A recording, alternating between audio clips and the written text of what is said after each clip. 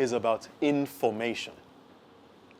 Just having information theoretically is meaningless. It's how you use that information which becomes important.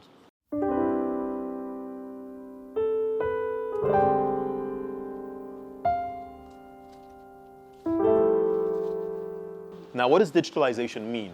It means, again, back to being a geek, more data, more digital touch points. So the question was, what can we do more? Where can we go beyond? Can we truly maximize these opportunities, these data opportunities, using more sophisticated techniques such as machine learning and AI to better understand our customers, better engage, sharpen our service offerings, enhance our defensive, etc., everything. So that's how this journey started. And in fact, we incubated ADI, Aboitiz Data Innovation, I would say in the bank, because we were able to demonstrate practically how AI isn't just it's not just a marketing fanfare. It's not just oh, look, you can do AI. But how this can be operationalized, how it can be truly used by the business, and how in the end of the day, it makes a material impact that can be measured. And by doing that, it effectively resulted in the question of, can we also do this in power? Can we also do this in food? Can we do it elsewhere?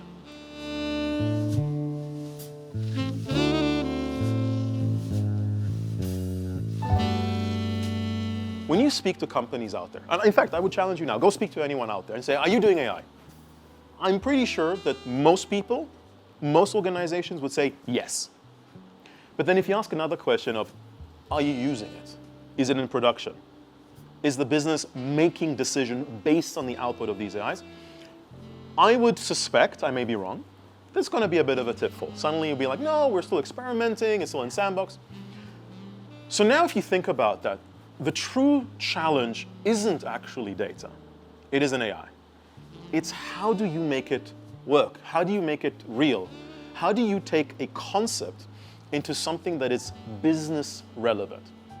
And what we realize is that that's not a trivial question. Yes, doing the scientific stuff, the engineering, the technology, building, absolutely, and we do that.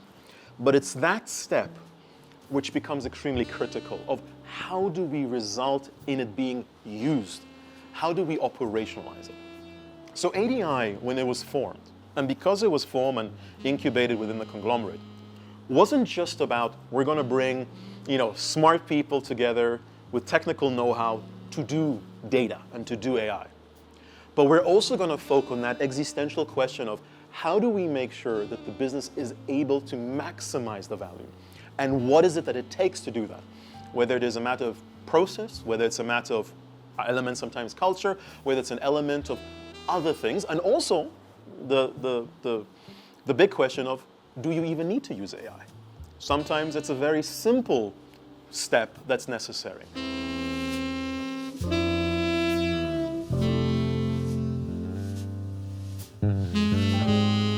So, look, I want to start off by saying I do not want to discredit or sideline people's concerns and fears. I think that would be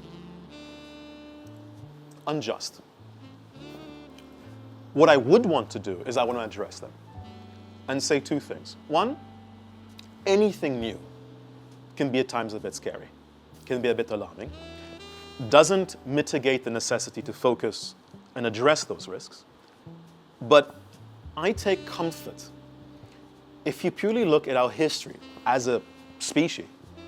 We've been able to, in fact, that's the amazing thing about us.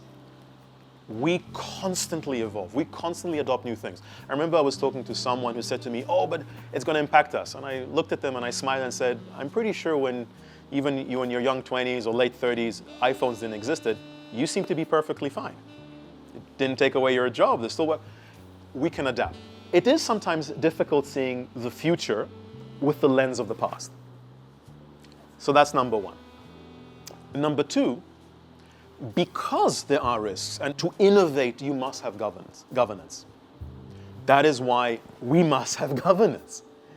If we go about and, imagine you start driving in the road without any potential rules or any potential guidelines or good practices, and there's an accident, well, should we be surprised? It's not that we shouldn't drive. It's that we should make sense that we apply common sense, and put mitigating controls along the way that we're able to value and appreciate and enjoy driving. And then thirdly, and in fact, I was going to say to you, one of the questions that I used to get, David, is AI going to be, is it going to take away all our jobs and going to be the end of humanity? There's this existential end of the world type of question. And I usually smiled, again, not to discredit, and say, look, if we research, if we, implement and we deploy AI that is inherently designed to replace us, if one day in the future it replaces us, we shouldn't be too surprised. If we research, implement, and deploy AI that is meant to augment us, it is meant to help us in doing things, again, let's not be naive. Will it take away certain functions? Yes, just as any technology has in the history. But it would augment us. If you take the mindset of, ooh, okay, I no longer have to do this operational task, but I now have to think about what are the other things that need to come. Challenge us from a creativity point of view. Then guess what? We're going to go to that next level. And then as a final point, which does touches the element of jobs. I'm a data person. And in 2019, I commissioned one of the, actually first, to my knowledge, first in the world studies that looked into the depth of financial services and the impact of not just AI, but also automation to jobs. The outcome was conclusive. It's going to impact tasks, not jobs. But a job is comprised of tasks. So if all the tasks can be automated, then sure, it will impact the job. But actually what you found is that the job changed. You still needed someone in a branch, but what they did is not the same thing that they previously did. So the responsibility and the call out is to employers. We need to make sure we provide the skill sets and we train everyone.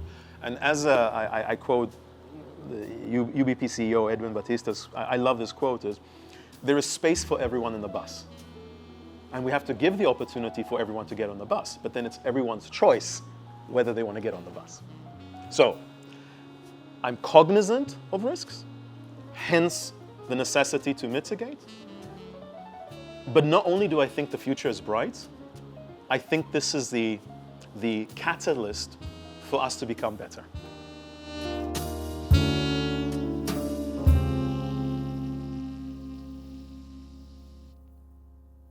Philippines has a vast range of opportunities that can benefit from the applications of AI. Quite a few number of years ago, I was asked by a reporter, David, why are you so public about what you're doing? I mean, shouldn't you be keeping it hidden and just enjoy it? And my point has been, no. I want the industry to know. Because the only way for the industry to progress is by the industry progressing, not just one party of the industry.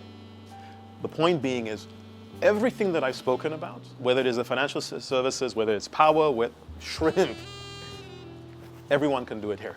And the delta of improvement, the delta of revenue, the delta of efficiency, the delta of value is potentially significant here.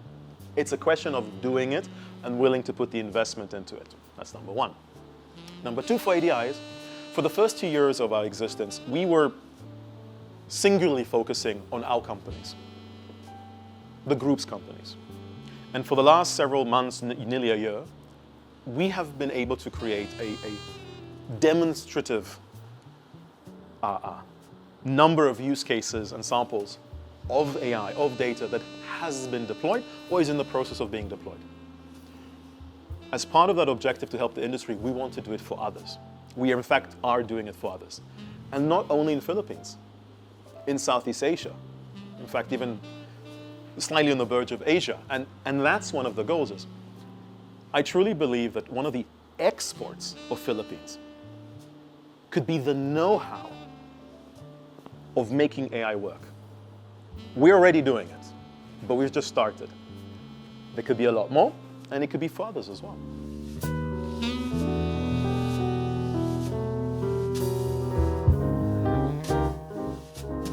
One of the biggest challenges in AI, and I've said it from board directors all the way to managers, is that it's not guaranteed.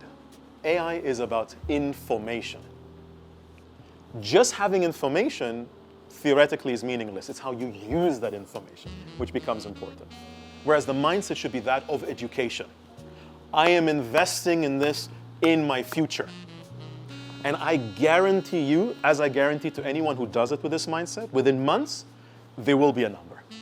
But the starting point is a starting point of, dare I say, faith. And that's the challenge. That is the real challenge. It's not even about how much money. That's willingness of, I am putting this on the table to potentially make myself better. And for those who do it, it pays back. It pays back.